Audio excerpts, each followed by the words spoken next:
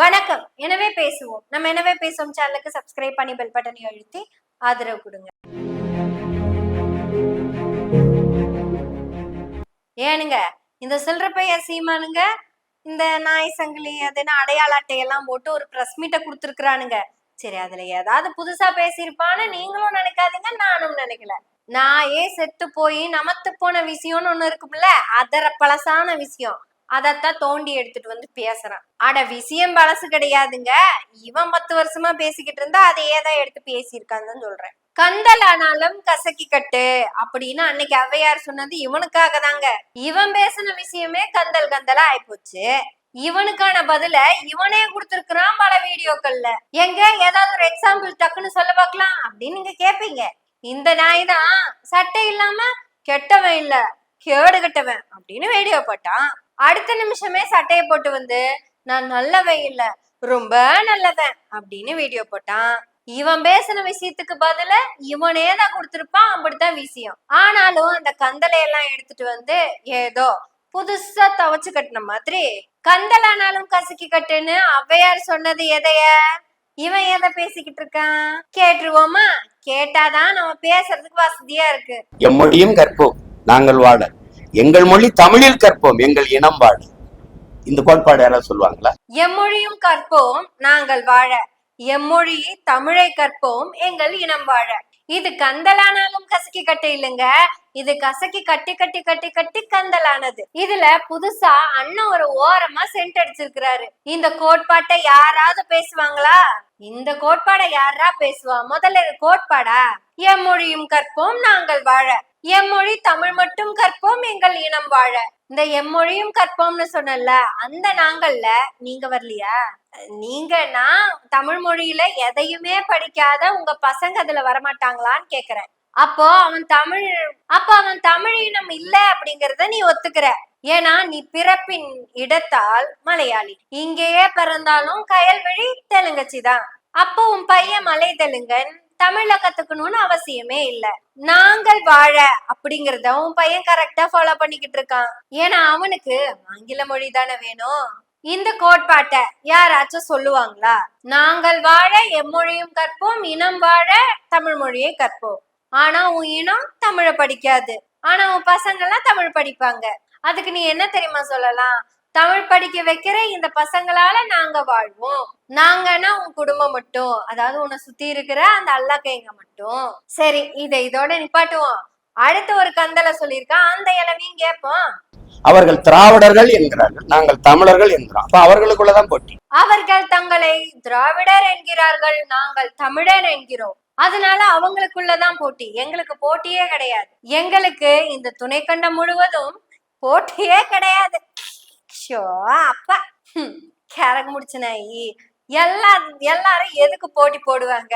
இப்போ 100 மீட்டர் ஓட்டப்பந்தயத்துக்கு எல்லாரும் ஒரு 5 பேர் நிப்பாங்க. எதுக்கு எல்லாரும் ஸ்பீடா ஓடுறாங்க? ஆனா கடைசியா வரவரு கூட வேகமா தான் ஓடி வருவாரு, தெரியும்ல? கார் ரேஸ் நடக்கும்டா, கடைசியா வர காரு கூட வேகமா தான் வரும். எதுக்காக? ஜெயிக்கணும். அப்படி நடக்கிறதுக்கு பேரு போட்டி. அவங்க பேரு வீரர்கள், அவங்க ஜெயிக்கிறதுக்காக அவங்க போராடுறாங்க. என கட்டுத்தினி உங்க கட்சிக்கும் அதுக்கும் ஏதாவது சம்பந்தம் இருக்குதே? ஏன் கிறுக்க மாதிரி பேசிக்கிட்டு இருக்கிறீங்க?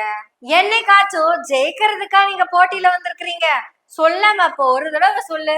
ஒரே ஒரு தடவை நான் இந்த தேர்தலில் வெல்வதற்காக தான் வந்திருக்கேன் அப்படின்னு சொல்லிறேன் பாப்போம். அட கொள்ளையில போனவனே, நீ தோக்குற வரைக்கும் தான் உனக்கு காசு. அட கோமுடி தலையா, உன்னோட வெற்றிங்கிறது எலெக்ஷன்ல இல்ல, கலெக்ஷன்ல மட்டும்தான். இங்க நடக்க போற போட்டிங்கிறது எலெக்ஷனுக்கான போட்டி. அதுக்கு உனக்கு என்ன சம்பந்தம் இருக்குது? கலெக்ஷனுக்கு போட்டி வைக்கும் போது அதுல வந்து கலந்துக்க. ஏன்னா நான் தான் சொன்னோம்ல, உலகத்திலே இருக்க விசித்திரம் என்ன தெரியுமா? தோத்துட்டு இருக்கவன் காசு சம்பாதிக்கிறான் பாத்தீங்களா? அதுதான் இருக்கிறதுலே விசித்திரம். இதுக்கு பேர் எங்க ஊர்ல என்ன தெரியுமா சொல்லுவாங்க? 233 பேர்த்த நான் கூட்டிட்டு வரேன், கூட்டி அங்க நிக்க வைக்கிறேன். உங்களுக்கு சாதகமா ஓட்டு கூட கிடைக்கிறதுக்காக கூட்டி கூட. அதனாலதான் உங்களை மாண்புமிகு மானமிகு அப்படின்னு செல்லமா சுருக்கமா மாமா பையான்னு சொல்லுவாங்க.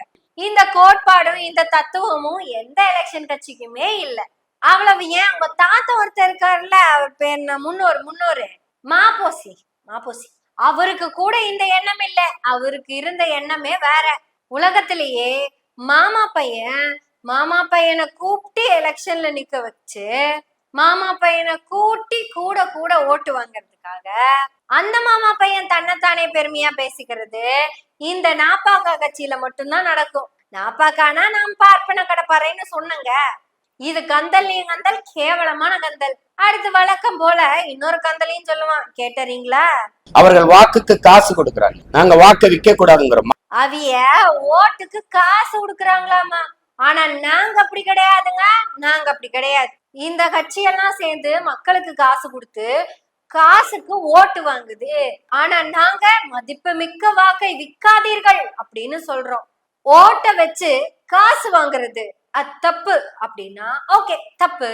அப்ப வேட்பாளரை வச்சே காசு வாங்குறதுக்கு பேரு என்ன செல்றப்பையா? இது உங்க தப்புல வராதா செல்றப்பையா? ஒவ்வொரு வாக்காளனும் காசு வாங்குறது தப்பு, ஒவ்வொரு வேட்பாளரையும் வச்சு காசு வாங்குறது சரி, அப்படித்தானே? அந்த தமிழா தம்பி உன்னை பத்தி ரொம்ப அழகா சொல்லியிருக்கிறாரு.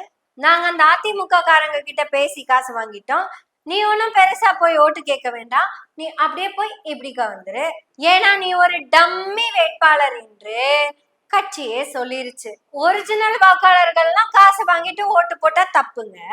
டம்மி வேட்பாளரை வச்சு ஆப்போசிட் பார்ட்டி கிட்ட காசு வாங்குறது தான் தமிழ் தேசியத்தின் கொள்கை என்று இந்த நாப்பாக்கா கட்சியின் செல்ற பையன் செப்புகிறான். ஆனா இது யாருமே எதிர்பார்க்காத புதுசா இருந்துச்சு. ஆக்சுவலா இது கூட பழைய கந்தல் தாங்க. இப்ப உதாரணத்துக்கு வேட்பாளர் நிக்கிறாரு, ஆப்போசிட்ல இருக்கிறவரு டஃப் கொடுக்கறாருன்னு வச்சுக்கோங்களேன், சும்மா வச்சுக்கோங்களேன். என்ன பண்ணுவாங்கன்னா பேரை பார்ப்பாங்க.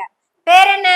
முருகன். உடனே அந்த தொகுதியில இருக்கிற முருகன்னு பேர் வச்சிருக்கிற எல்லாத்தையும் கூட்டிட்டு வந்து இவரே வேட்பாளரா போட சொல்லுவாரு. அவரே நாமினேஷனுக்கு காசு கொடுத்து சும்மா ஃபைல் பண்ணி விடுறா, சும்மா டம்மி வேட்பாளரா நில்லு அப்படின்னு சொல்லி ஒரு வேட்பாளர் 2 வேட்பாளரை நிறுத்துவாங்க. ஆக்சுவலா இந்த பிசினஸ் இருக்குல்ல, இந்த பிசினஸோட ப்ராசஸ் எப்படி தெரியுமா ஸ்டார்ட் ஆகுது? ரோசாப்பூ ரவிக்கைக்காரின்னு ஒரு படம். அந்த படத்துல சூர்யாவோட அப்பா சிவகுமார் என்ன ஆளுவாரு, தலையில ஒரு கூடைய வச்சுக்கிட்டு வெத்தலையோ கொழுந்து வெத்தலையோ சின்ன கொழுந்து வெத்தலையோ அப்படின்னு பாடிட்டு வித்துக்கிட்டு போக மாட்டாரு. இவரு கடைக்கு போவாரு, ஒவ்வொருத்தங்களும் ஒவ்வொரு ஐட்டத்தை வாங்கிட்டு வான்னு சொல்லி இவர்கிட்ட காசு கொடுப்பாங்க. அவரு நேரா போய் அவங்க சொன்ன எல்லா பொருளையும் வாங்கிட்டு அதாவது அவங்க கிட்ட கொடுத்துட்டு காசை வாங்கிட்டு போயிருவாரு. எஸ், இவ்வளவுதான். இதுதான் சீமானுடைய பிசினஸ். இப்படி ஒவ்வொருத்தங்களா பொட்டி கடைக்கு போய் கஷ்டப்பட்டுட்டு இருக்கிறப்ப, அதாவது 10 முருகனை நிறுத்தறதுக்கு கஷ்டப்பட்டுக்கிட்டு இருக்கிறப்ப ஒரே முருகனே வந்திருக்கேன், நான் தான் சீமான், என் முப்பாட்டம் தான் முருகன், அதனால ஒவ்வொருத்தங்களும் தனித்தனியா போய் தனித்தனி முருகனை தேடாம எல்லாரும் சீமான் கிட்ட வந்துருங்க. சீமானும் கூடைய தலையில வச்சுக்கிட்டு வெத்தலையோ கொழுந்து வெத்தலையோ சின்ன கொழுந்து வெத்தலையோ வண்டி சொல்ல செம்பட்டனா வாங்கி தர உங்ககிட்டதான் சொன்னாங்க. ஏடிஎம்கே வேட்பாளர் சொன்னாங்க, டேய் நான் ஜெயிக்கிற மாதிரி இருக்கிறேன், இங்க ஒரு டம்மி வேட்பாளரை போடுன்னு. திமுக காரர் கேட்பாரு, தம்பி எனக்கு ஒரு டம்மி வேட்பாளர் என்ன பயில்வான், ஏதா என்கிட்ட இருக்க இடுமாவன கருத்தி அவனை நிப்பாட்டிடுறேன். அடுத்த அதிமுக காரர் கேட்பாரு, எனக்கு ஒரு ஸ்ட்ராங் டம்மி வேட்பாளர் வேணும் அப்படின்னு. அண்ணே நானே இருக்கண்ணே, நானே டம்மி தானே, வெத்தலையோ சீமான் வெத்தலையோ சின்ன சீமான் வெத்தலையோ போதுமாண்ணே, நான் தானே செம்பட்ட வந்துடுறேண்ணே. இப்படி ரோசாப்பூ ரவிக்கைக்காரியில வர அந்த கேரக்டர் தான் உங்க கட்சியே. இப்படி ஆப்போசிட் பார்ட்டி கிட்ட எல்லாம் டம்மி வேட்பாளரை காமிச்சு காசு வாங்குறது உங்க கட்சியுடைய ஆகச்சிறந்த கொள்கை. இந்த செல்ற பையனோட யோகிதையே இவ்வளவுதாங்க. இதுல இவன் அவர்கள் திராவிடர்கள், நாங்கள் தமிழர்கள், எங்களுடைய கோட்பாடும் கொள்கையே வேற.